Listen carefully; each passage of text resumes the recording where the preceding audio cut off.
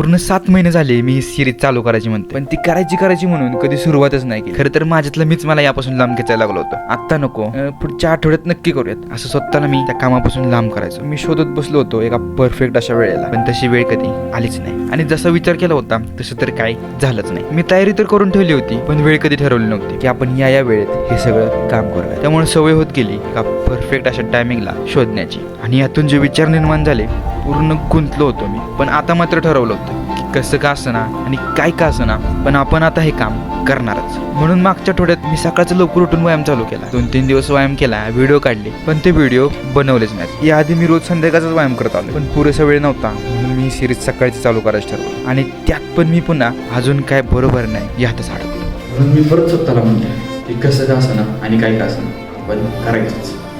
तरी सिरीज आपली असणार आहे 6 दिवसांची. हो, 6 दिवसांची. आणि जेव्हा ही 6 दिवस पूर्ण होतील तेव्हा आणखी त्यात 6 दिवस वाढवून ती सिरीज आपण करणार 12 दिवसांची. आणि असेच 6 दिवस वाढवून ही चॅलेंजिंग सिरीज आपण चालू ठेवणार आहे आपल्या गणपती बाप्पाच्या आगमनापर्यंत. तर या, सोबत लढूयात, सोबत बदलूयात, सोबत जिंकूयात. आता याचबरोबर आपण हे छत्रपती शिवाजी महाराजांचं शिवचरित्र रोज थोडं समजून घेणार आहे. हे पुस्तक कृष्णराव अर्जुन केळुसकर यांनी लिहिले. या पुस्तकात प्रत्येक काळ असे विभागले ज्यात आपण रोज किमान 2 पानं तरी वाचणार आहे आणि थोडं समजून घेऊन शिकण्याचा पण प्रयत्न करणार आहे. मग भेटूयात अशाच पुढच्या व्हिडिओमध्ये.